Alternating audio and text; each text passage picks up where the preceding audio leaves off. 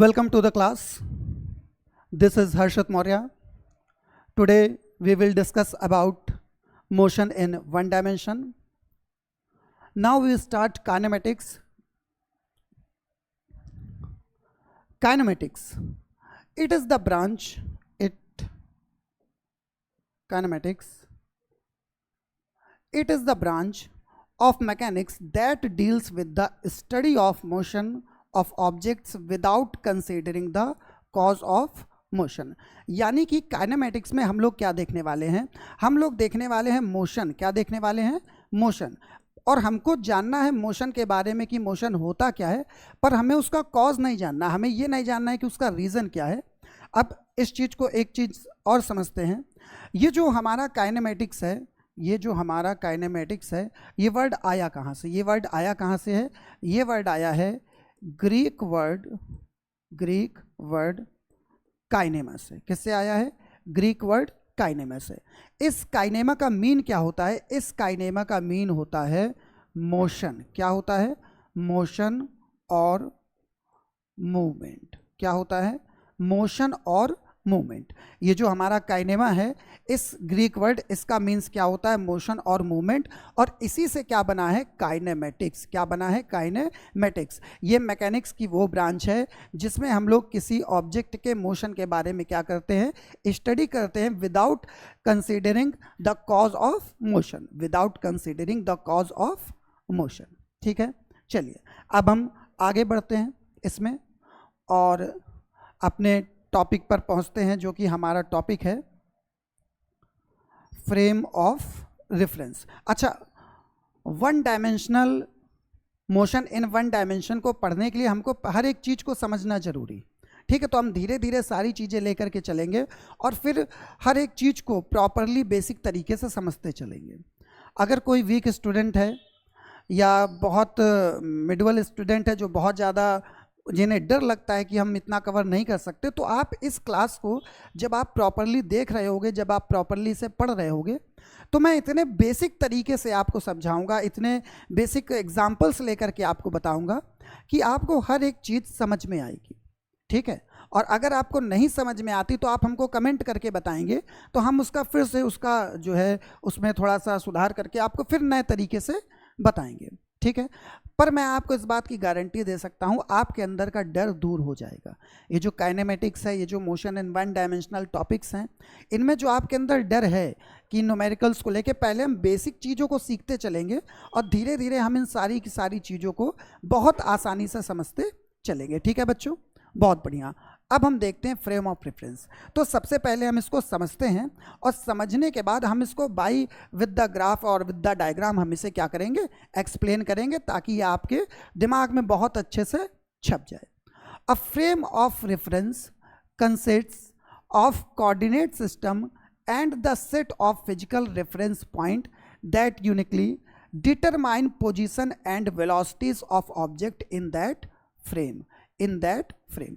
यानी कि frame of reference क्या है, अब हम समझते हैं. फ्रेम ऑफ रेफरेंस को बेसिक भाषा में समझें अगर, तो हम फ्रेम ऑफ रेफरेंस उसे ले सकते हैं जिसके रिस्पेक्ट में हम बात करें. जिसके रिस्पेक्ट में हम क्या करते हैं? बात करते हैं. जैसे हमारे पास कोई भी ऑब्जर्वर है, या हम नॉर्मली ग्राउंड, क्या ग्राउंड, इस ग्राउंड को हम सभी लोग नॉर्मली क्या लेते हैं? फ्रॉम फ्रेम ऑफ रेफरेंस लेते हैं.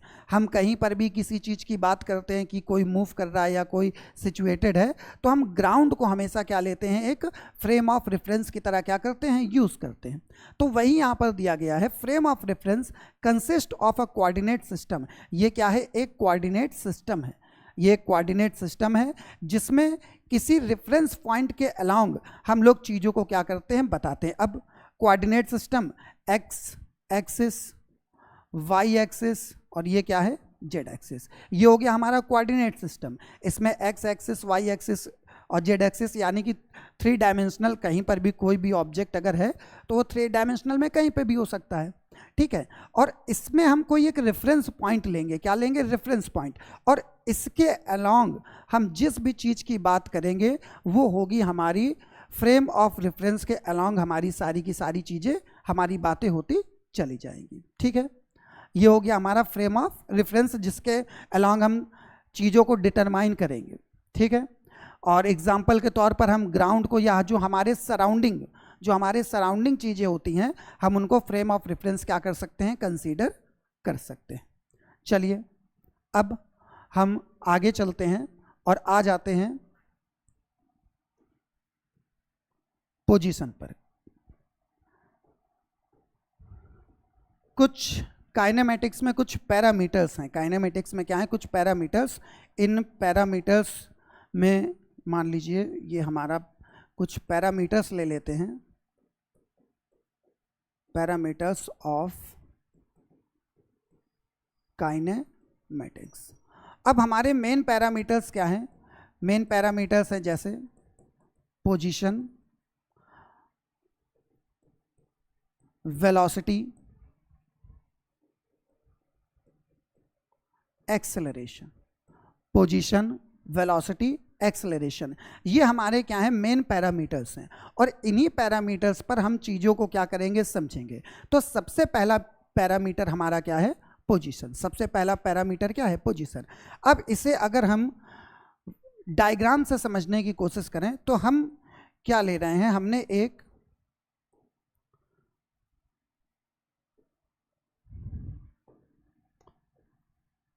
कोऑर्डिनेट सिस्टम बनाया। क्या बनाया, कोऑर्डिनेट सिस्टम, ठीक है। ये हमने क्या ले लिया, एक कोऑर्डिनेट सिस्टम ले लिया। ये एक्स एक्सिस, ये क्या है, वाई एक्सिस, और ये क्या है, Z axis. X axis, Y axis और क्या है, जेड एक्सिस। अब अगर हम किसी ओरिजिन, इस पॉइंट को हम क्या लेते हैं, ओरिजिन। हम एक कहीं पर भी कोई ओरिजिन सेट कर लेते हैं और उसी ओरिजिन के अलोंग हम किसी चीज़, ऑब्जेक्ट की पोजीशन के बारे में क्या करते हैं, कैलकुलेशन कर सकते हैं। तो ये हमारा हो गया ओरिजिन, इसे हम बोल सकते हैं ओरिजिन। और इसके कोऑर्डिनेट सेट कर लेते हैं 0, 0, 0, ठीक है। और इस कोऑर्डिनेट से, इस ओरिजिन से अगर कोई ऑब्जेक्ट कुछ सर्टेन डिस्टेंस पर है, ये हो गया हमारा कुछ इस कोऑर्डिनेट पर है x, y, z, तो ये इस ऑब्जेक्ट की पोजीशन, ये इस ऑब्जेक्ट की क्या है, पोजीशन। किसी ओरिजिन से कुछ रेफरेंस पॉइंट अगर हम इसे ले रहे हैं तो ये हमारा क्या हो गया, किसी ऑब्जेक्ट की क्या हो गई, पोजीशन हो गई, ठीक है। समझ गए। अब देखिए इसकी अगर हम डेफिनेशन की बात करें, डेफिनेशन की अगर हम बात करते हैं तो position is a point, position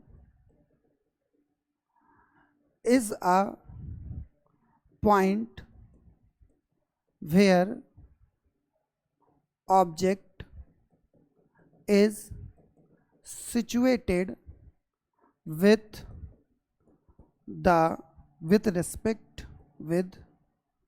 respect to the reference point, with respect to the reference point. यानी कि ये जो हमारा कोऑर्डिनेट है, ये जो हमारा ओरिजिन है, इस कोऑर्डिनेट में ये जो ओरिजिन है, इसे हम क्या कंसीडर कर रहे हैं, एक रेफरेंस पॉइंट कंसीडर कर रहे हैं। और इस रेफरेंस पॉइंट से सर्टेन डिस्टेंस पर या कहीं पर अब इसके अलोंग हम किसी एक पॉइंट को बता पा रहे हैं, डिटरमाइन कर पा रहे हैं, ये कहीं पर सिचुएटेड है, तो ये क्या होगा, पोजीशन होगा। ये क्या होगा, पोजीशन, ठीक है।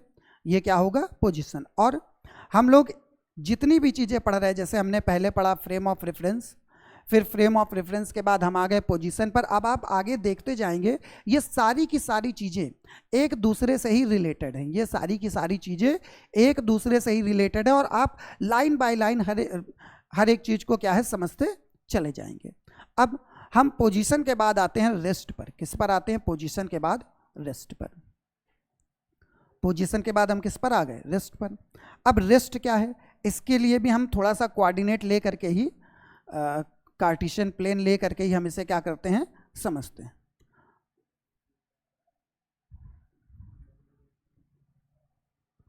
ये एक्स एक्सिस, ये वाई एक्सिस और ये क्या है, जेड एक्सिस।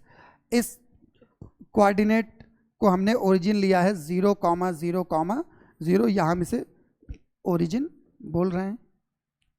और पर्टिकुलर एक पॉइंट यहाँ पर हमने लिया है इस पॉइंट को हम कुछ भी बोल सकते हैं, m बोल सकते हैं, n या कुछ भी, और इसके कोऑर्डिनेट हैं x, y, z। ठीक है, हम पहुंच रहे हैं वन डायमेंशनल में। पहले हम इसे समझते हैं, फिर हम वन डायमेंशनल में पहुंचते हैं। x, y, z इस पॉइंट के क्या है? पोजीशन। इस ऑब्जेक्ट की क्या है? पोजीशन। अब ये जो पोजीशन है, ये जो ऑब्जेक्ट है, अगर ये इस रेफरेंस पॉइंट, इस ओरिजिन के रिस्पेक्ट में टाइम बढ़ने के साथ ये अपनी पोजीशन को चेंज नहीं कर रहा है, टाइम बढ़ने के साथ ये अपनी पोजीशन को चेंज नहीं कर रहा है, तो इसे क्या बोलेंगे? कि ऑब्जेक्ट रेस्ट में है। इस बात को हम लोग क्या बोलेंगे? ऑब्जेक्ट रेस्ट में। ठीक है, तो हम इसे कैसे डिफाइन कर सकते हैं? देखिएगा, हम इसे कैसे डिफाइन कर सकते हैं। N object is said to be rest, said to be rest if it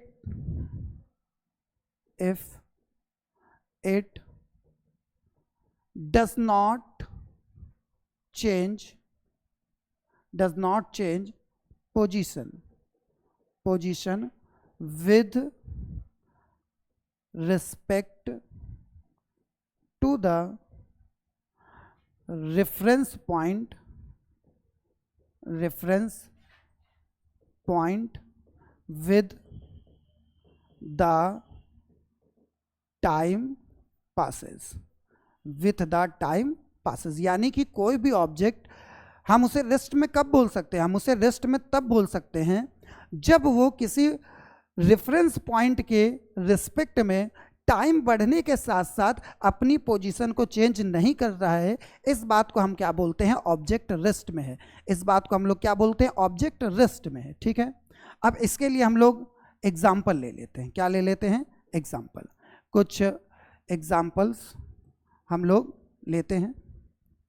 अब आप देखेंगे इस फर्स्ट एग्जाम्पल में एक व्यक्ति है, एक पर्सन है, एक आदमी है जो कि कुर्सी में बैठा हुआ है। कहाँ पर बैठा हुआ है? कुर्सी में। अब टाइम चल रहा है, या किसी भी रेफरेंस पॉइंट, हम सराउंडिंग या किसी एक पर्टिकुलर पॉइंट के अलॉन्ग अगर हम देखें तो ये अपनी पोजीशन को चेंज नहीं कर रहा है।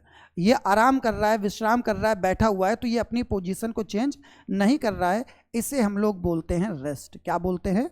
रेस्ट। क्या बोलते हैं? रेस्ट। अगर आप ध्यान से देखें तो हम सभी जानते हैं कि कुछ लोग जो नहीं रहते जीवन में, हम उन्हें दफनाते हैं या कहीं पर जलाते हैं, तो RIP। अगर हम देखें तो ये परमानेंट रेस्ट में है। ये क्या है? परमानेंट रेस्ट में।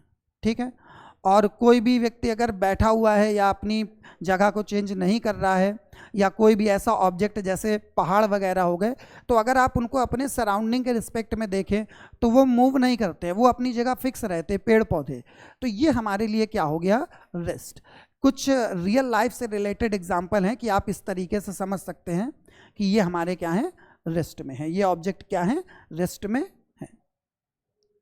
चलिए, अब हम अपने नेक्स्ट इसी में थोड़ा सा और आगे बढ़ते हैं, और अब हम देखते हैं मोशन। क्या देखते हैं? मोशन, और इसे समझते हैं।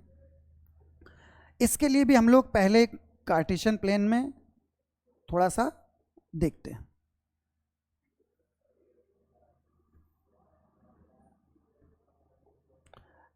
ये है एक्स एक्सिस। जैसा कि अभी तक हम लोग देखते आए हैं, हमने जब फ्रेम ऑफ रेफरेंस देखा था तो वहाँ पर भी इस तरीके का कार्टेशियन प्लेन बनाया था, उसे फ्रेम समझा था। फिर हमने जब पोजीशन देखा तो वहाँ पर भी हमने किसी ओरिजिन, ये जो पॉइंट है हमारा 0,0,0, इसके अलॉन्ग हमने एक ऑब्जेक्ट लिया जिसकी हमने पोजीशन ली। फिर हमने रेस्ट लिया कि अगर वो पोजीशन, वो ऑब्जेक्ट अपनी पोजीशन चेंज नहीं कर रहा है तो वो किस में? रेस्ट में। और अगर अब हम मोशन देखें तो हमने यहाँ पर एक और पॉइंट ले लिया। ये हमारा ऑब्जेक्ट है, इस पॉइंट पर ये क्या है? x, y, z पर है। और टाइम बढ़ने के साथ साथ किसी रेफरेंस पॉइंट, किसी रेफरेंस पॉइंट के रिस्पेक्ट में अगर ये अपनी पोजीशन को चेंज करता है, ये अपनी पोजीशन को क्या करता है? चेंज करता है। मान लीजिए ये यहाँ पर है और थोड़ी देर बाद या कुछ टाइम पास होने के बाद, निकल जाने के बाद ये हो सकता है दूसरी जगह चला जाए। अगर इसके कोऑर्डिनेट्स x, y, z1 है, थोड़ी देर बाद हो सकता है ये यहाँ पर पहुँच जाए, तो इसके कोऑर्डिनेट x2, y2, z2 हैं। तो इस तरीके से अगर आप देखें तो ये अपनी पोजीशन को किसी एक पॉइंट के रिस्पेक्ट में क्या कर रहा है, चेंज कर रहा है। किसी एक पॉइंट के रिस्पेक्ट में क्या कर रहा है, चेंज कर रहा है। तो इसे हम लोग बोलेंगे कि ऑब्जेक्ट किस में है, रेस्ट में है। ऑब्जेक्ट किस में है, रेस्ट में है। चलिए इसे डिफाइन भी करते हैं, डिफाइन करते हैं इसे। N object is said to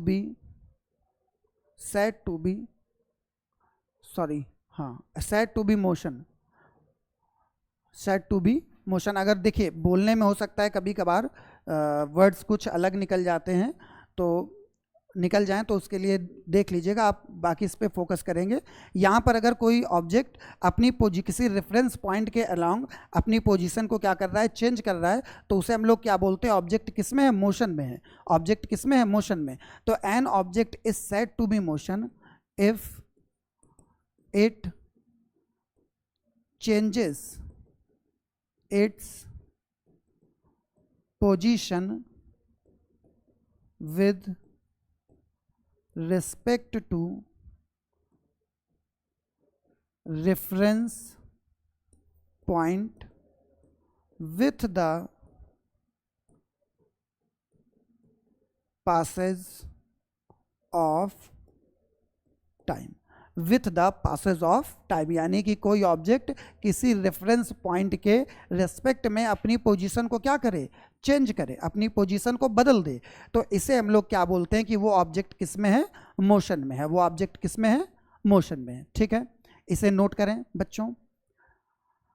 देखिए बच्चों, हमें किसी भी चीज़ को समझने के लिए, जैसे आप आगे फर्दर जेईई मेंस के कुछ बच्चे रहते हैं, कुछ नीट के रहते हैं, कुछ बोर्ड्स लेवल की तैयारी करते हैं, बच्चे कोई भी हो, स्टूडेंट्स कैसा भी हो, उस स्टूडेंट के लिए किसी भी क्वेश्चन, किसी भी प्रॉब्लम को सॉल्व करने के लिए सबसे पहले उसका बेसिक कॉन्सेप्ट क्लियर होना बहुत ज़रूरी। अगर वो छोटी छोटी चीज़ों पर काम कर रहा है तो उसका कॉन्फिडेंस बढ़ता है, उसका कॉन्फिडेंस बढ़ता है। और कॉन्फिडेंस बढ़ने के साथ साथ आपके अंदर अपने आप ऑटोमेटिक इम्प्रूवमेंट आती है। इस चीज़ को आपको बहुत ध्यान रखना है, और इसी चीज़ के लिए आप बेसिक चीज़ों को बहुत ध्यान से पढ़ें, इनमें आप समय दें। ऐसा ना हो कि आप डायरेक्ट अरे ये तो मुझे आता है मैं आगे बढ़ गया, नहीं, आपको इन चीज़ों को समझना है और इनसे रिलेटेड ही हम आगे कॉन्सेप्ट, जब हमारी ये सब चीज़ें कॉन्सेप्ट क्लियर रहेंगे तो हम इनसे रिलेटेड चीज़ों को और अच्छे से कर पाएंगे। ठीक है, तो मोशन हो गया। अब इसमें आगे बढ़ते हैं थोड़ा सा हम लोग अपने टॉपिक में। मोशन का एक एग्जाम्पल ले लेते हैं जो कि हम सभी लोग अपनी रियल लाइफ में भी यूज़ करते हैं। मोशन का एग्जाम्पल, अब देखिए ये बॉक्स है, इस बॉक्स को एक लड़का धक्का दे करके आगे लेके जा रहा है। अब ये बॉक्स कहीं पर, मान लीजिए ये आदमी है, ये इस बॉक्स को क्या करा रहा है, मूव करा रहा है। ये इस बॉक्स को क्या करा रहा है, मूव करा रहा है। तो पहले कहीं पर ये रहा होगा, पहले कहीं पर ये रहा होगा। जब इस पर फोर्स लगाया तो ये बॉक्स कहाँ चला गया, थोड़ा सा आगे चला गया। कहाँ चला गया, थोड़ा सा आगे। तो अगर हम देखें पर्टिकुलर किसी पॉइंट के रिस्पेक्ट या सराउंडिंग के रिस्पेक्ट आप देखें तो ये लड़का इस बॉक्स की पोजीशन को क्या कर रहा है, चेंज कर रहा है। पहले ये यहाँ पर है और कुछ देर बाद ये कहाँ पहुँच जाएगा, यहाँ पहुँच जाएगा। तो इस तरीके से हम बोल सकते हैं कि ऑब्जेक्ट किस में है, मोशन में है। ऑब्जेक्ट किस में है, मोशन में है।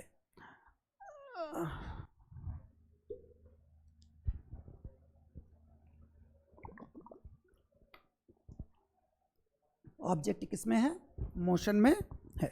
चलिए अब एक और एग्जांपल हम लोगों ने ले रखा है बास्केटबॉल कोर्ट का, कि इसमें बास्केट जो है, बास्केटबॉल, इस बास्केट में क्या है, जा रही। अब पहले प्लेयर दूर पकड़ता है बास्केट को, फिर दूर से क्या करता है, फेंकता है, दूर से क्या करता है, फेंकता है, और वो जा करके अपने बास्केट में जाती है।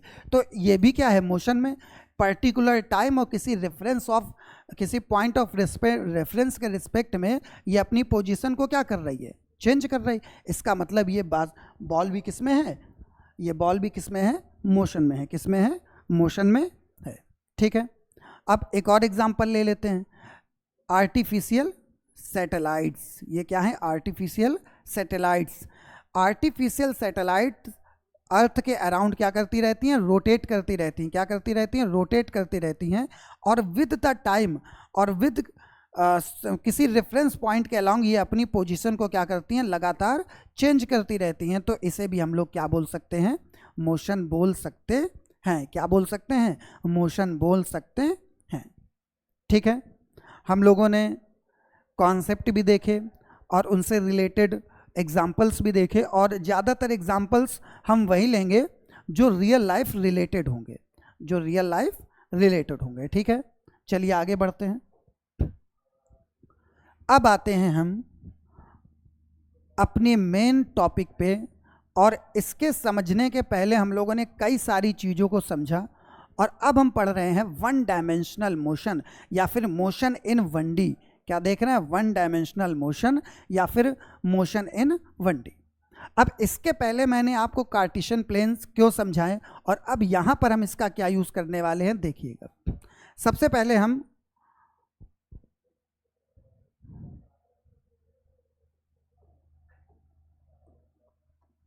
the motion of an object is said to be one dimensional if only one of the three coordinates specifying the position of the object changes with time। ध्यान से देखिए, जब हमने अभी अपने कोऑर्डिनेट्स लिए थे तो वहाँ पर हमने 3 कोऑर्डिनेट्स लिए थे। कितने कोऑर्डिनेट्स लिए थे? 3। अब हम फिर से आपको मैं उसी बात पर लेके चलता हूँ और फिर से मैं उसी बात को क्लियर करता हूँ। देखिए, ये है एक्स एक्सिस, ये है, इसे थोड़ा और बड़ा कर लेते हैं,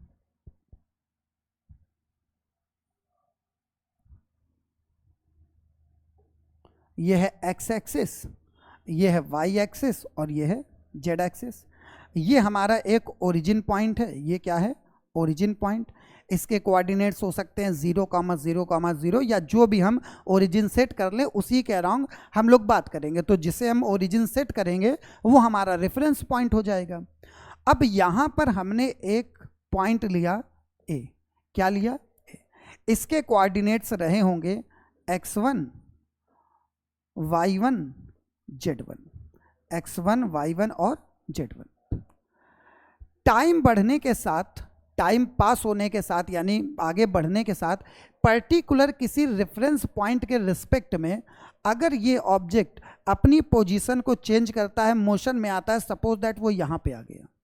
मोशन में आने का मतलब है वो अपनी पोजीशन को चेंज करे। पहले वो ए पर था और अब वो कहाँ पहुँच गया है? बी पर पहुँच गया है। कहाँ पहुँच गया है? बी पर।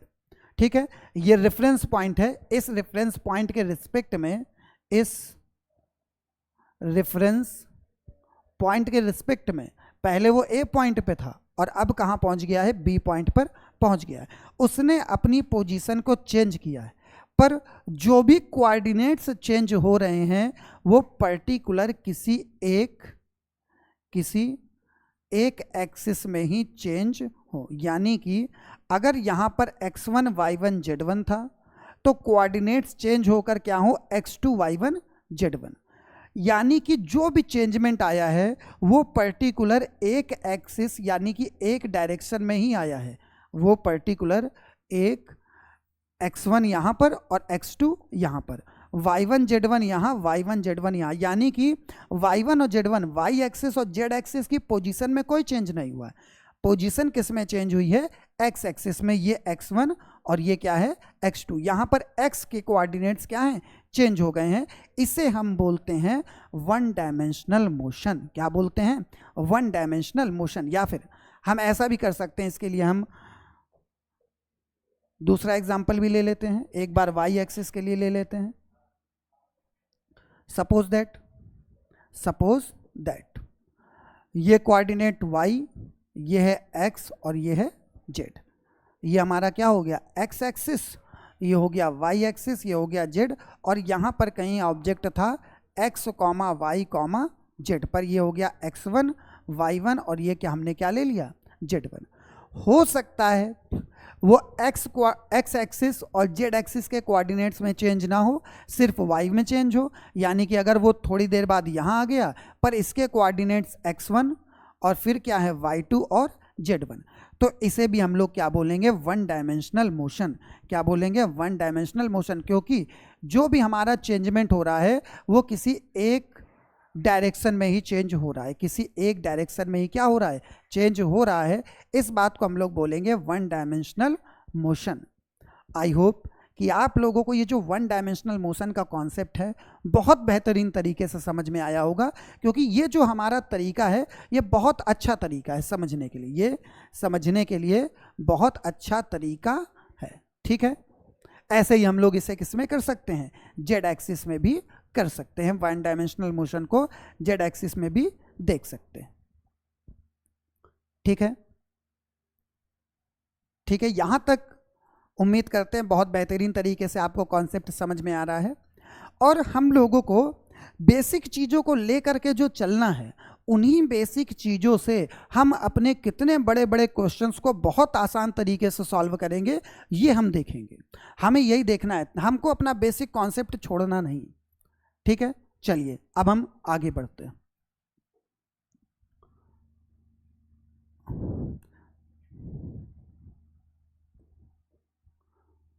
पाथ लेंथ एंड डिस्टेंस, क्या देखने जा रहे हैं हम लोग, पाथ लेंथ और डिस्टेंस। ठीक है, अब लेंथ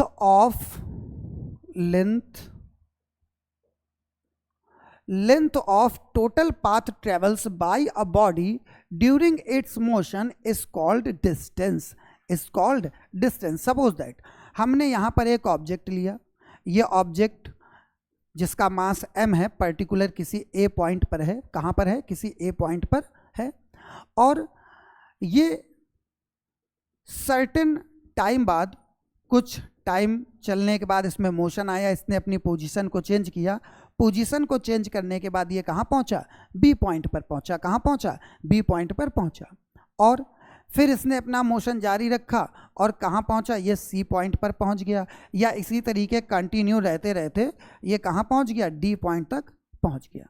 अब अगर वो ए पॉइंट से बी पॉइंट गया था सपोज दैट, तो उसने एक्स मीटर डिस्टेंस कवर की होगी, बी से सी तक गया था तो उसने वाई मीटर डिस्टेंस कवर की होगी, या फिर सी से डी तक गया था तो उसने जेड मीटर की डिस्टेंस क्या की होगी, कवर की होगी। ऐसा हमने इसमें क्या कर लिया है, कंसीडर कर लिया है। तो टोटल पाथ लेंथ, इस पाथ की, ये जो इसने ट्रेवल किया है, इस पाथ की जो टोटल लेंथ है, जो टोटल लेंथ है x plus Y plus Z, X plus Y plus Z, ये टोटल पाथ लेंथ ही क्या होती है, डिस्टेंस होती है। क्या होती है, डिस्टेंस होती है। तो यहां हम क्या लिखेंगे, distance is equal X plus Y plus Z. ठीक है, और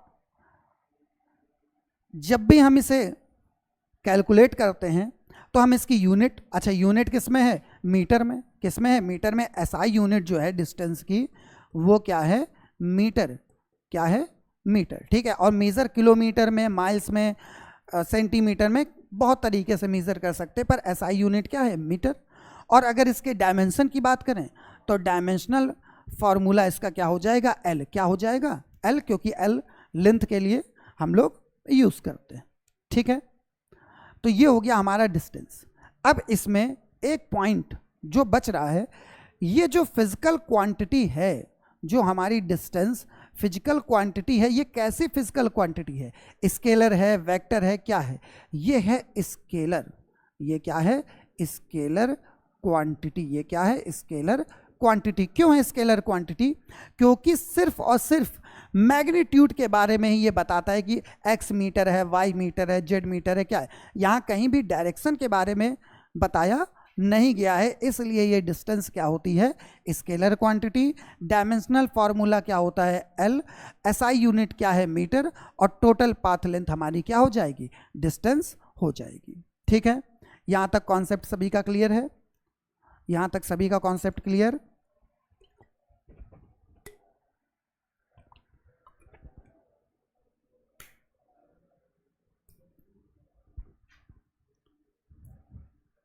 ओके, आगे बढ़ें, आगे बढ़ते हैं। डिस्प्लेसमेंट, किस पे आ जाते हैं, डिस्प्लेसमेंट पे, डिस्प्लेसमेंट। पे आ जाते हैं। डिस्प्लेसमेंट क्या है? डिस्प्लेसमेंट, अभी जैसे हमने डिस्टेंस देखा, तो अब हम डिस्प्लेसमेंट के लिए सबसे पहले हम एग्जाम्पल लेते हैं। इसके लिए हम क्या लेते हैं? एग्जाम्पल। एग्जाम्पल क्या है? हमने एक ऑब्जेक्ट कंसीडर किया था, ये ऑब्जेक्ट m मास का है जो किसी ए पॉइंट पर है। कहाँ पर है? ए पॉइंट पर। और सर्टेन टाइम बाद जब इसने अपनी पोजीशन को चेंज किया, मोशन में आया, तो ये बी पॉइंट पर पहुंचा था। फिर हमने देखा कि ये किसी सी पॉइंट पर पहुंचा, और सी पॉइंट से जाने के बाद ये कहाँ पहुंचा? डी पॉइंट पर पहुंच गया। कहाँ पहुंच गया? डी पॉइंट पर पहुंच गया। इसने कितनी डिस्टेंस कवर की? x मीटर डिस्टेंस यहाँ पर कवर की, y मीटर डिस्टेंस यहाँ पर कवर की, और z मीटर की डिस्टेंस इस डी पॉइंट तक पहुँचने के लिए कवर की। x, y और z मीटर की distance a to b, b to c और c टू d। अब देखो डिस्प्लेसमेंट क्या, हमें पता था टोटल पाथ लेंथ क्या होती है? डिस्टेंस। टोटल पाथ लेंथ क्या होती है? डिस्टेंस। देखिएगा, the displacement of N object is the change in the position of an object in a fixed direction. In a fixed direction. अगर हम दूसरे शब्दों में बात करें, अगर हम दूसरे वर्ड्स में बात करें कि डिस्प्लेसमेंट क्या होता है, तो मिनिमम, बहुत आसान भाषा में, जो हम क्लास 9th में भी पढ़ के आते हैं, 11th में भी पढ़ रहे होते हैं, minimum distance between initial point and final point. आसान भाषा में, अगर आपको बहुत ज़्यादा डिफिकल्ट लैंग्वेज का यूज़ नहीं करना है, तो आसान भाषा में, minimum distance between initial point and final point is called displacement. Displacement क्या हो जाएगा? डिस्प्लेसमेंट। ठीक है। अब मिनिमम डिस्टेंस, मिनिमम डिस्टेंस क्या है? मिनिमम डिस्टेंस है ये। मिनिमम डिस्टेंस क्या है? A to D. A to D minimum distance. ये है टोटल, ये X length, Y length, Z length, ये मिनिमम नहीं है, ये टोटल पाथ लेंथ है। पर अगर फाइनल पॉइंट, ये हमारा कौन सा पॉइंट है? Final point. ये क्या है? Final point. और ये कौन सा है? Initial point. कौन सा पॉइंट है? Initial point. तो इस इनिशियल पॉइंट और फाइनल पॉइंट के बीच की मिनिमम डिस्टेंस को हम लोग क्या बोलते हैं? डिस्प्लेसमेंट बोलते हैं। क्या बोलते हैं? डिस्प्लेसमेंट बोलते हैं। ठीक है। नोट करने की ज़रूरत रहे किसी बच्चे को, तो आप तुरंत स्क्रीनशॉट भी ले सकते हैं, या फिर आप नोट भी कर सकते हैं, और साथ साथ भी नोट कर सकते हैं। कॉपी पेन लेकर के आप साथ में ही बैठें, ताकि आप लाइव क्लास के दौरान नोट करते रहें, और अगर रिकॉर्डेड वीडियो है तो आप पॉज करके भी नोट कर सकते हैं। अब एक एग्जाम्पल ले रहे हैं, एक एग्जाम्पल ले रहे हैं, और इस एग्जाम्पल के बाद एक और एग्जाम्पल मैं आपको दूंगा, जो रियल लाइफ एग्जाम्पल है, हम सभी लोग डेली करते ही रहते हैं। तो यहाँ पर हम एग्जाम्पल ले रहे हैं, imagine a person walking 3 metre east and then 2 metre west. एक आदमी है, एक पर्सन है, वो वॉक कर रहा है 3 मीटर ईस्ट, 3 मीटर ईस्ट पर, और कहाँ पहुँच गया? ए पॉइंट से बी पॉइंट पर पहुँच गया। कहाँ पहुँच गया? ए पॉइंट से बी पॉइंट पर पहुँच गया। ठीक है। एंड देन 2 मीटर वेस्ट, और फिर 2 मीटर कहाँ आया? वेस्ट में आया, यानी कि वापस इस बी पॉइंट से कहाँ पर पहुँचा? सी पॉइंट पर पहुँचा, और कितने मीटर की डिस्टेंस कवर की? 2 मीटर की। Then what is the distance and displacement? तब डिस्टेंस और डिस्प्लेसमेंट क्या है, ये हमको क्या करना है? बताना है। तो हम सभी ने अभी अभी देखा, थोड़ी देर पहले, इसके पहले हमने देखा डिस्टेंस क्या थी? डिस्टेंस थी टोटल पाथ लेंथ। क्या थी? Total path length. अब इस पाथ की टोटल लेंथ कितनी है? 3 मीटर पहले इधर गया, और 2 मीटर कहाँ आया? इधर, यानी 3 metre plus 2 metre is equal, ये क्या हो गया? 5 मीटर डिस्टेंस हो गई। क्या हो गई? डिस्टेंस 5 मीटर, इसकी क्या हो गई? डिस्टेंस हो गई। अब आगे देखते हैं, डिस्प्लेसमेंट क्या है? डिस्प्लेसमेंट, अब देखिए डिस्प्लेसमेंट क्या है, डिस्प्लेसमेंट है मिनिमम डिस्टेंस between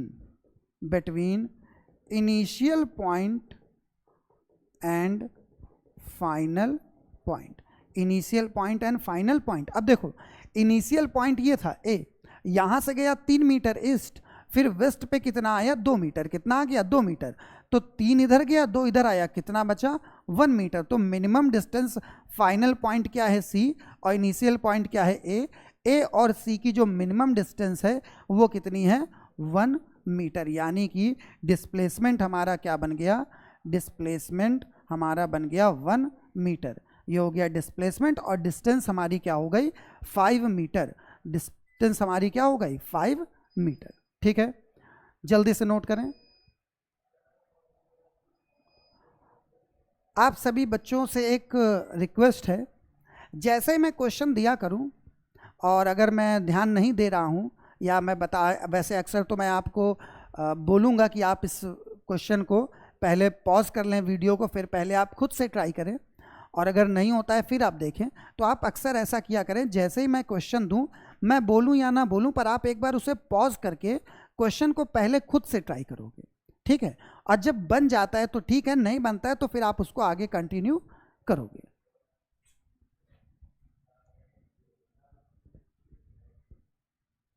ठीक है, नोट करें जल्दी से।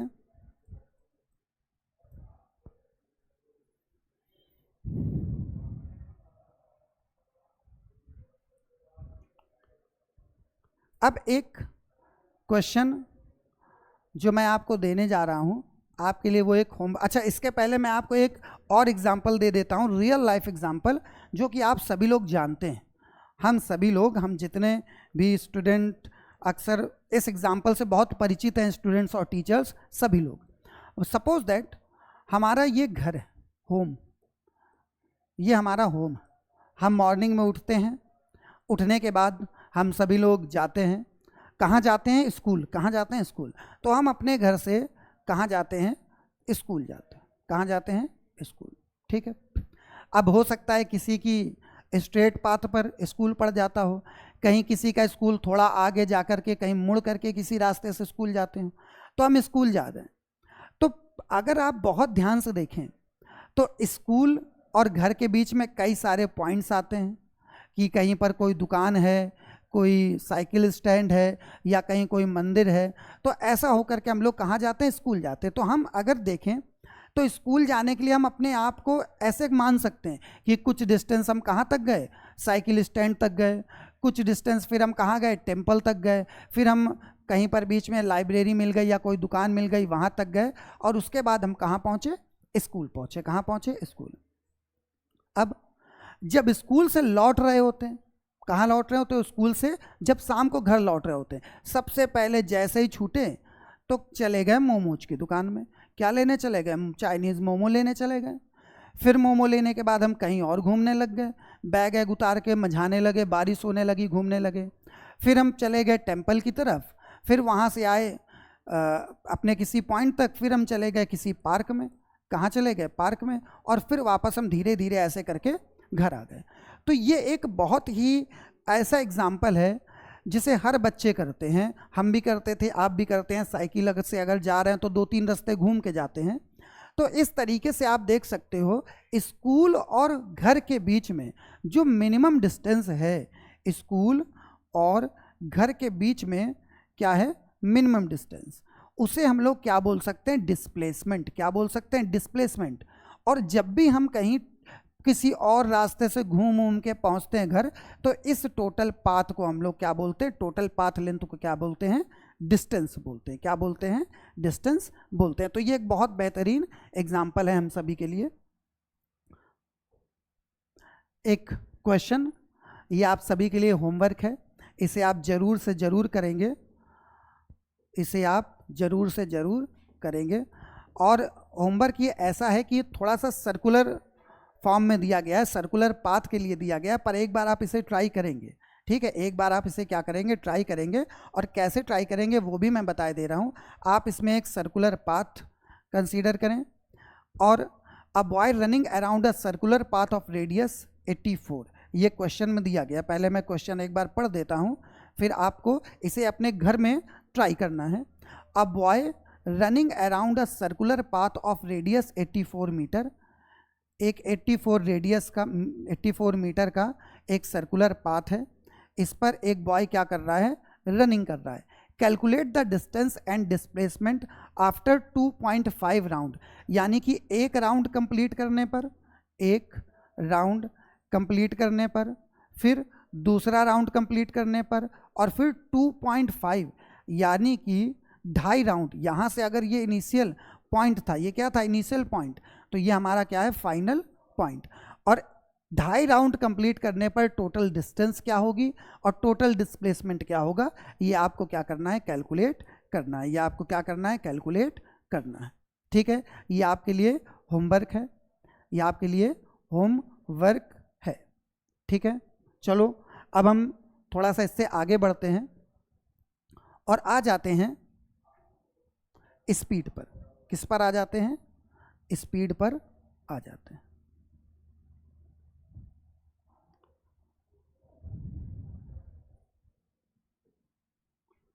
Speed, the rate of change of position of an object with time in any direction is called its speed, is called its speed. देखिए स्पीड क्या है, अगर कोई ऑब्जेक्ट ए पॉइंट पर है, इस ए पॉइंट से वो कहाँ गया, बी पॉइंट पर गया, कहाँ गया, बी पॉइंट पर गया, यानी इसने अपनी पोजीशन चेंज कर ली। पहले इसकी पोजीशन ए थी, फिर इसकी पोजीशन क्या हो गई, बी, और ए से बी तक पहुंचने में जाहिर सी बात है उसने कुछ टाइम लिया होगा, कुछ क्या लिया होगा, टाइम। टाइम टी टाइम में उसने कुछ डिस्टेंस एस मीटर या एक्स मीटर क्या की, कवर की, और किसी भी डायरेक्शन में। तो इसके लिए हम क्या निकालते हैं, speed is equal, speed is equal distance upon time.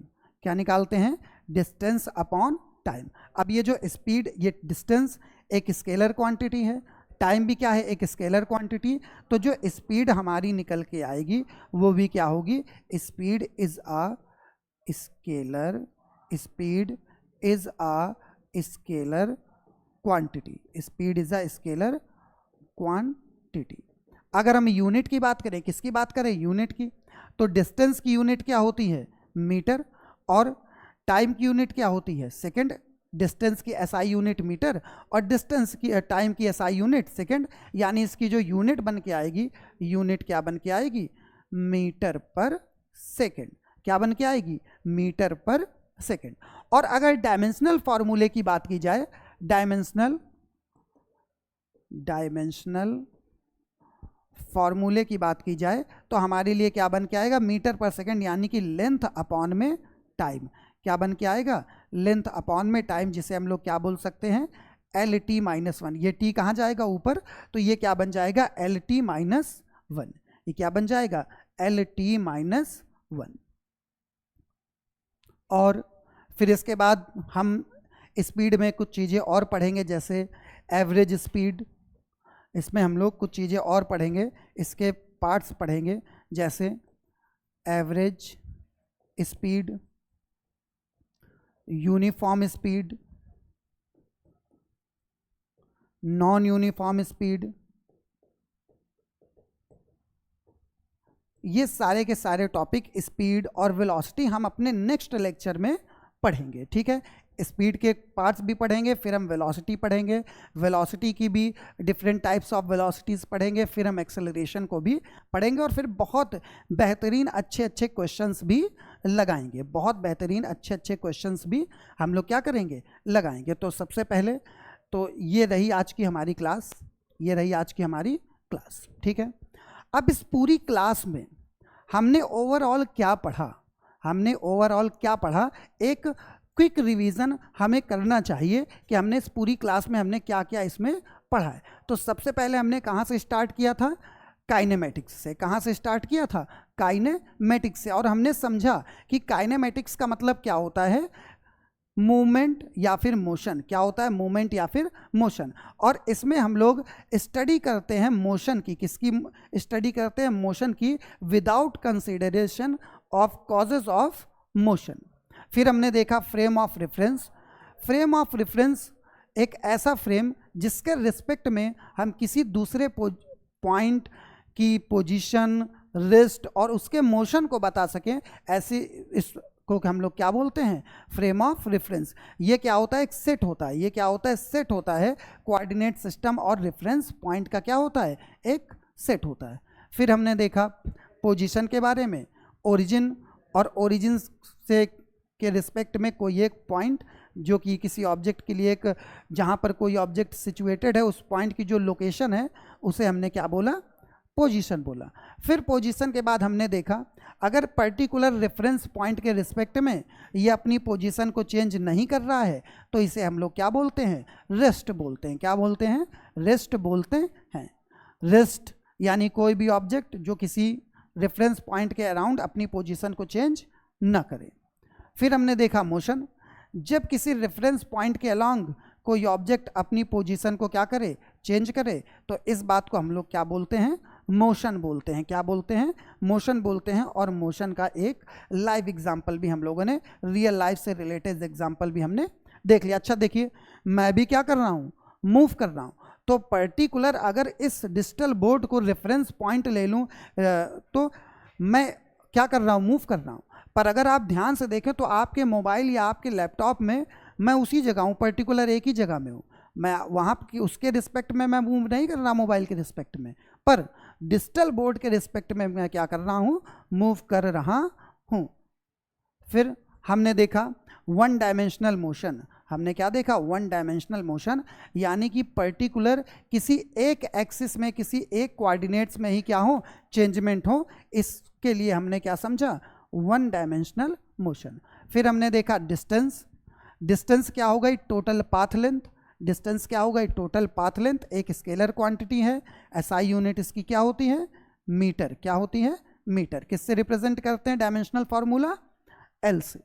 फिर इसके बाद हमने देखा डिस्प्लेसमेंट।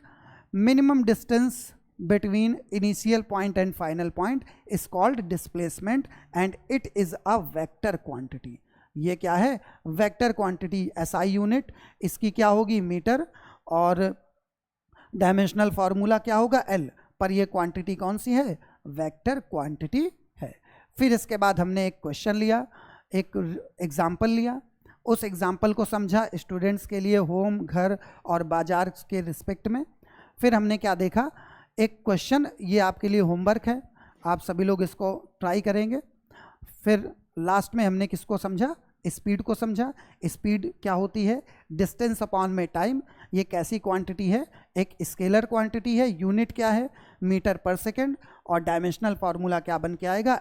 LT-1। ठीक है, तो आज के लिए हम अपनी क्लास में इतना ही रखते हैं। और बच्चों, आप सभी से एक रिक्वेस्ट और है कि आप सभी जब भी पढ़ें तो आप बहुत इत्मीनान से पढ़ें, बहुत ज़्यादा तेज करने की कोशिश ना करें, बेसिक चीज़ों को लेकर के चलें। अगर कोई चीज़ आपको नहीं आती है तो आप हमसे बताएं कि हमें ये बात नहीं समझ में आई, आप इसे दोबारा बताएं, हमें इसे दोबारा समझाएं, और हम कोशिश करेंगे उसको नए तरीके से समझाने की, ताकि कोई भी बच्चा हो उसको हर एक चीज़ समझ में आए, चाहे वीक स्टूडेंट हो या होशियार स्टूडेंट हो, कोई भी हो। हमारा काम है उसको बहुत अच्छे से समझाना। ठीक है, तो आज के लिए बच्चों क्लास यहीं तक रखते हैं और हम फिर अपने नेक्स्ट क्लास में मिलेंगे नए टॉपिक स्पीड के आगे और वेलोसिटी के आगे। तब तक के लिए आप सभी का बहुत बहुत धन्यवाद।